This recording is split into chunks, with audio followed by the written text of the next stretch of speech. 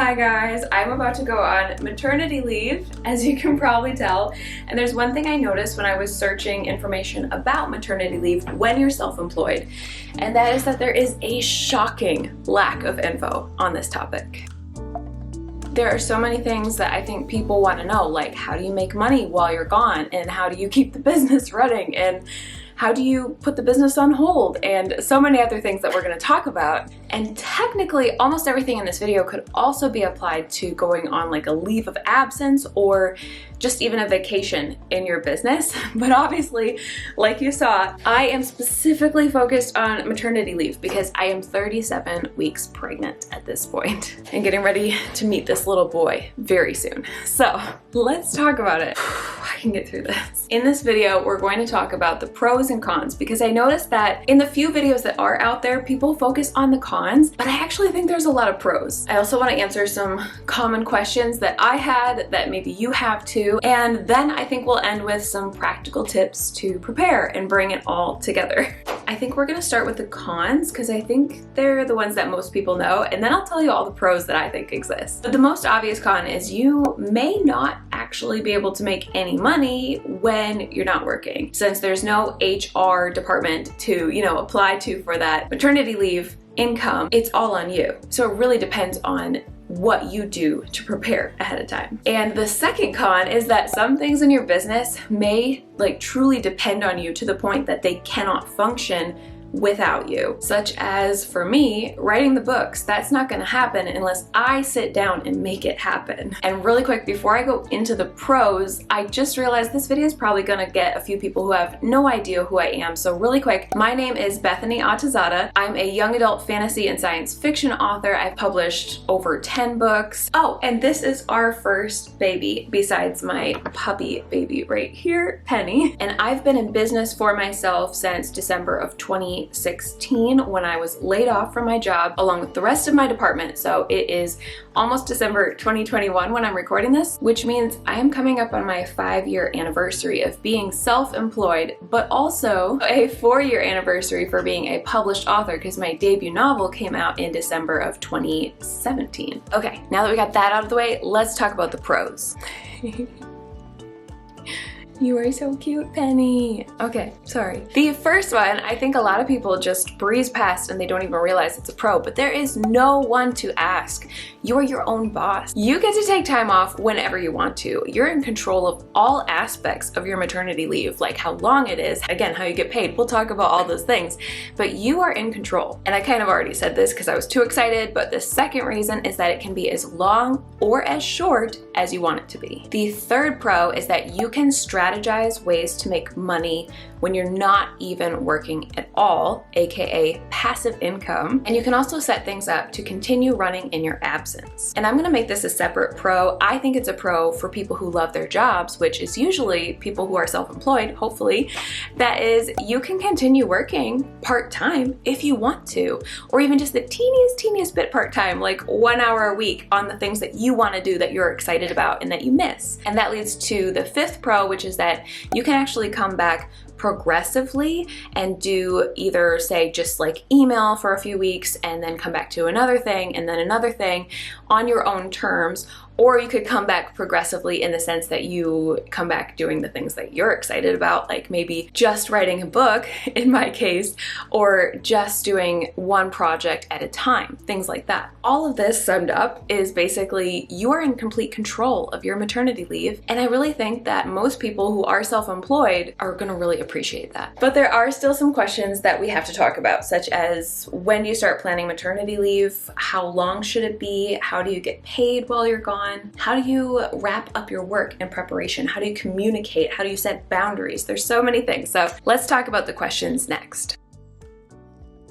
The first question is, at what point do you start to think about maternity leave? And I think you can start right away. You might not have the answers right away, but it's nice to have it in the back of your mind. Not that you have to have everything figured out, because I am still, I just kind of finalized my start date last week. But I do think it's wise to start planning ahead, especially for things like the financial side of it, so that you are set up for success once you get there. Which leads to our next question, and the one that I think most people are wondering, which is how do you get paid, or what steps do you implement to make sure that you still make money? I'm gonna give multiple answers here because there's actually a few different things you can do. The one that I saw actually most commonly when I checked out some of the other videos here on the internet is apparently some people can qualify for disability leave. And if you want to look into that, awesome, more power to you. I just learned about it. I had no idea. So that's not the strategy I did. I'm going to talk about the next two things, which are first, looking at your business to see what can be automated to continue running and making money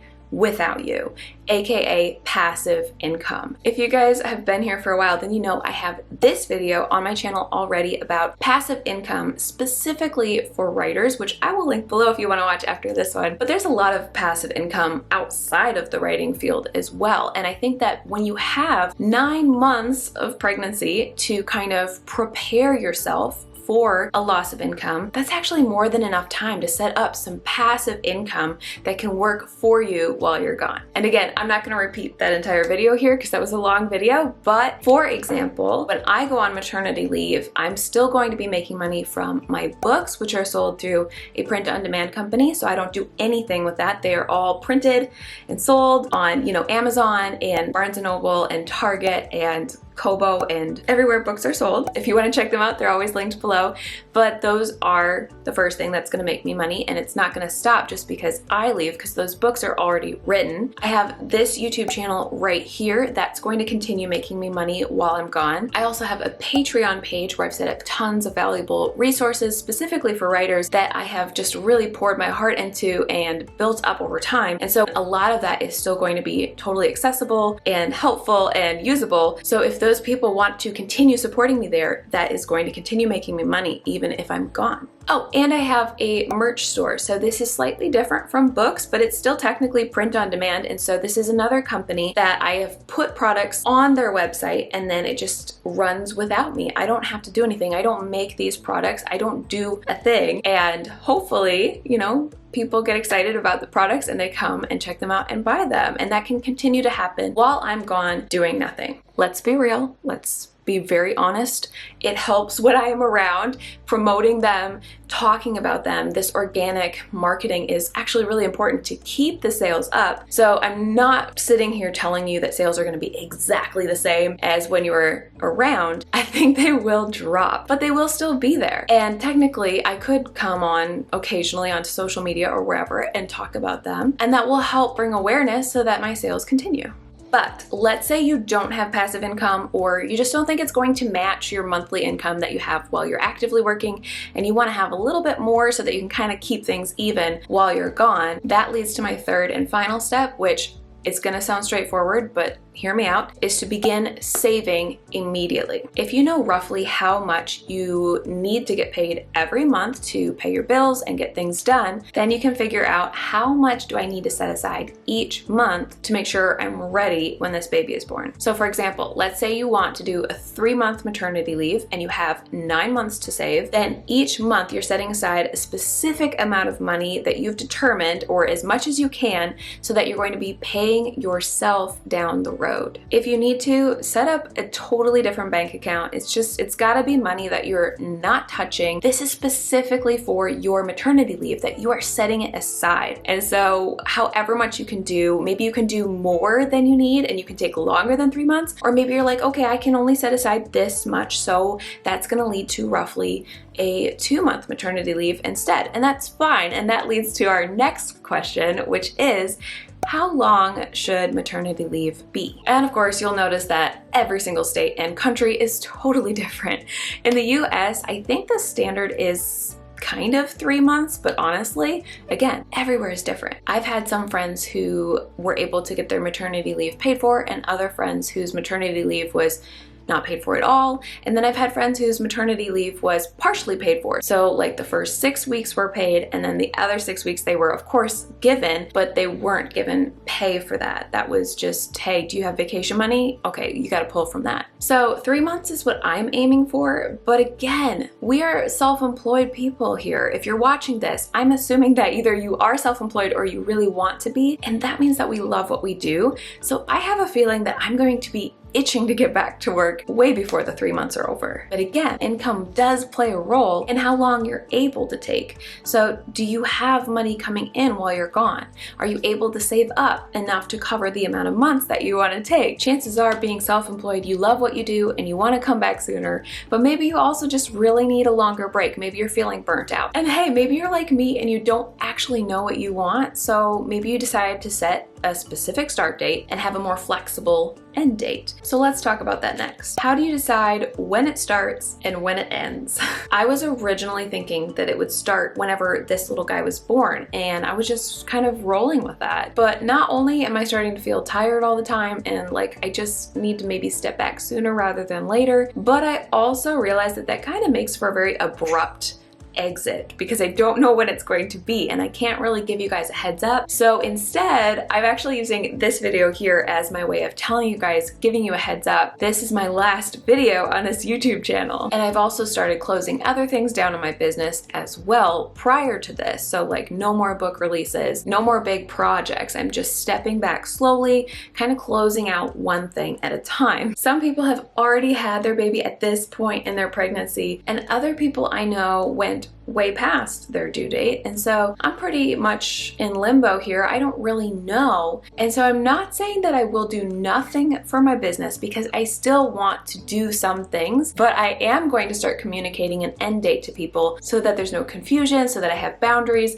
and that solid communication, which we're going to talk about in a minute. And actually, I was debating if I wanted to share this on here or not, but I'm thinking not only do I want to spend these last few weeks kind of reading, which is kind of pouring back into myself and not being so burnt out and just kind of taking care of myself before life gets a little crazy. But also, I would like to spend this time in this season, however long or short it is, learning. And so I've actually picked out some things that I want to learn about and study. For example, I want to figure out TikTok and have fun with that. I want to figure out how to advertise on wide platforms like Apple and Barnes & Noble and Kobo and what else? I want to get my books on Google Play finally, which is something I've already started working on. So I guess what I'm saying is I want to not have too many actual responsibilities in case he comes early. I don't want to let people down, but I do want to still be actively pouring into my business. And so for me, that is looking like a season of learning, and I'm already getting into it. I'm really excited about it. And that sort of kind of leads into the next question, which is, what does maternity leave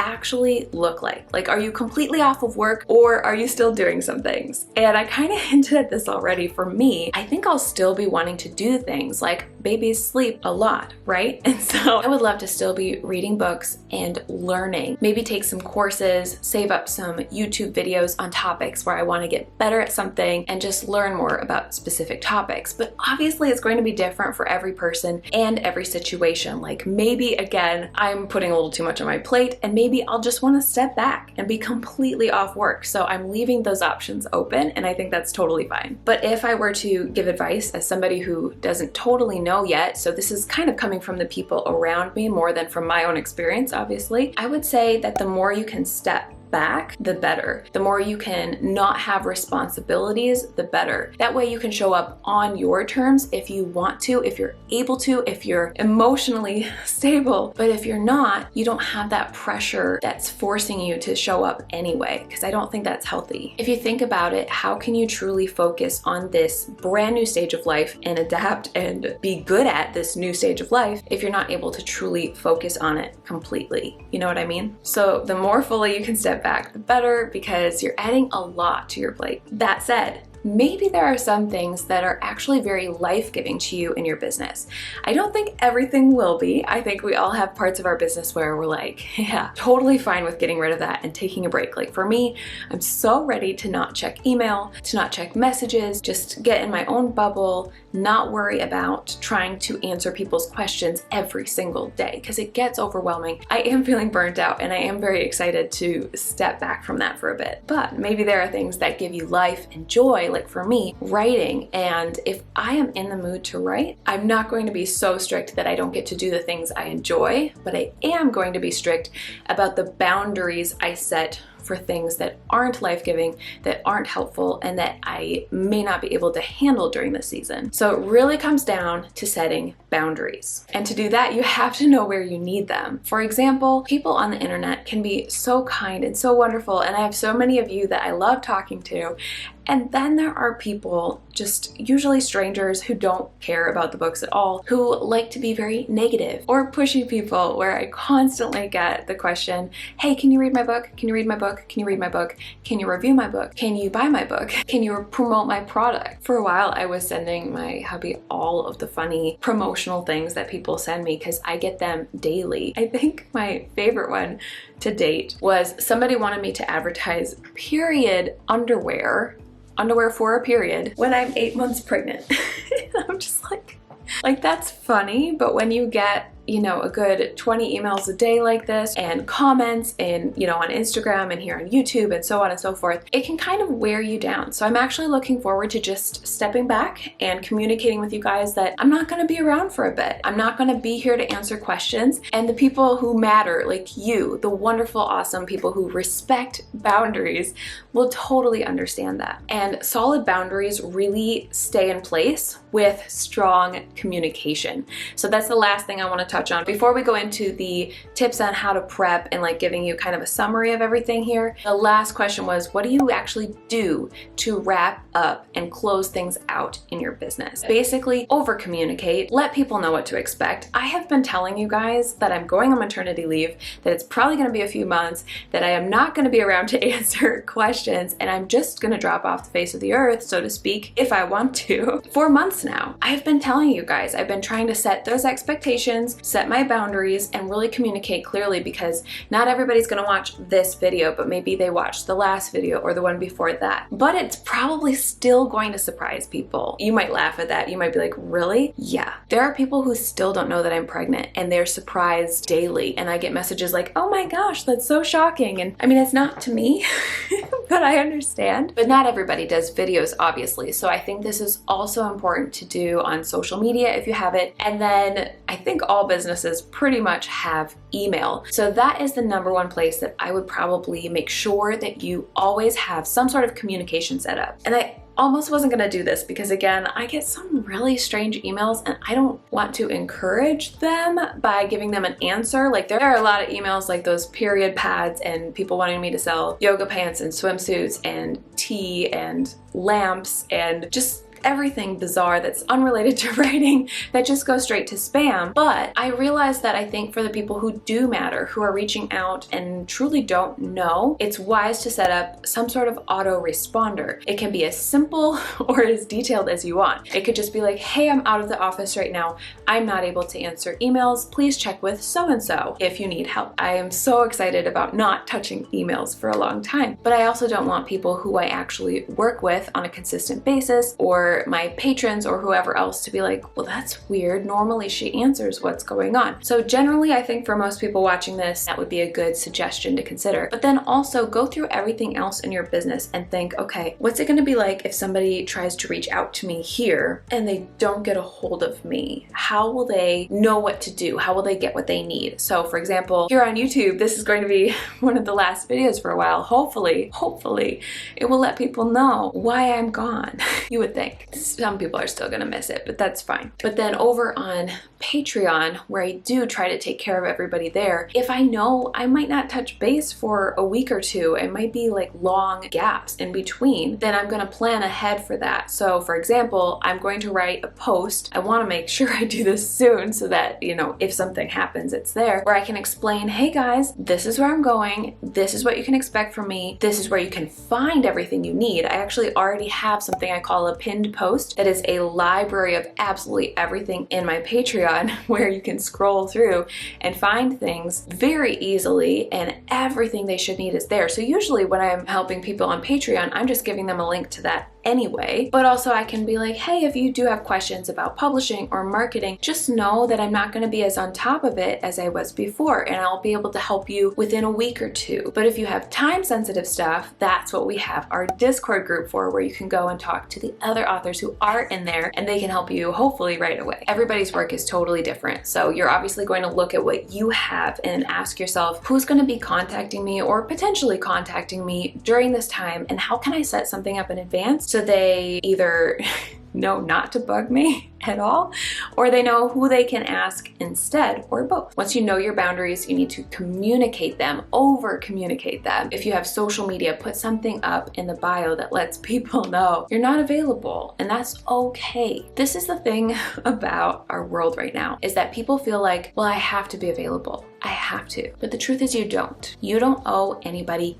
anything. I don't owe people writing advice. I do it when I can because I care about you guys, because I want to help, and I answer questions when I can, but I don't owe that, and you don't owe people either. You need to take care of you and your baby, and that comes first. And here's the thing, if people are respectful and wonderful people, they're already going to understand that. And if they're not, then maybe they don't really deserve your help anyway. Let's be real. You know, you might lose some clients, but you might have wanted to toss them anyway. And the good people, the people who matter, who support you and who are wonderful, are going to stick around. They're going to understand. They're going to be there for you when you come back. That said, if you do have any physical responsibilities, I would start shutting those down a little bit earlier. So for example, I have a website store, and right now the only things for sale there are digital items that I don't have to touch. And I used to have signed copies there. I have a couple left right here, and I took that down for a season because it's not something that I'm going to be capable of doing, and I don't want to, again,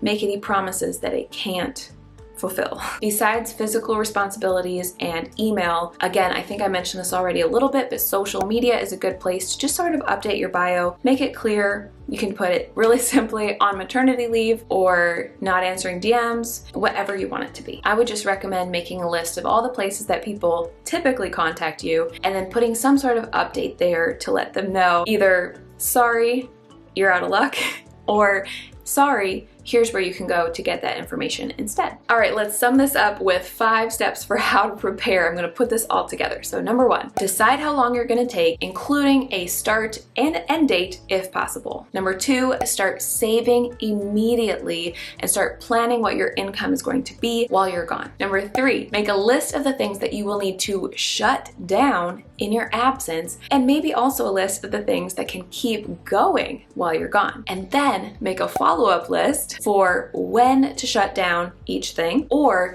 for who will keep them running once you step back.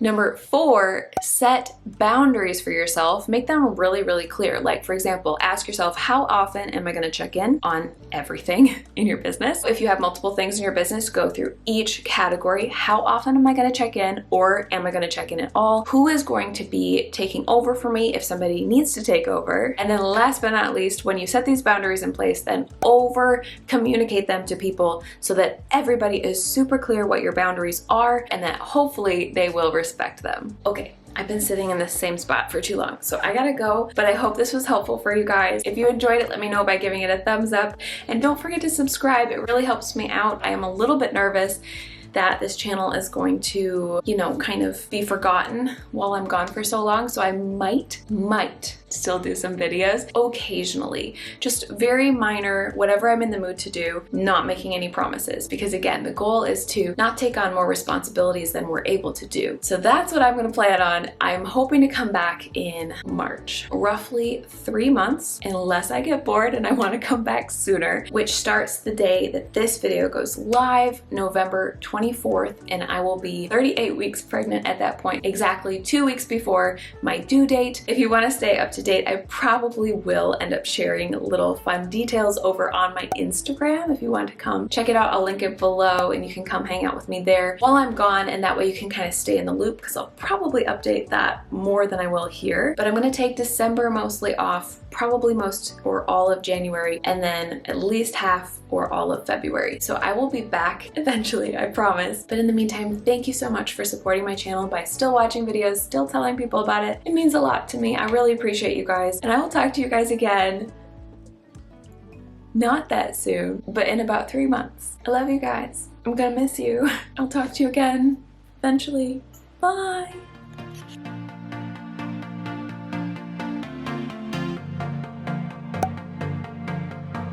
It started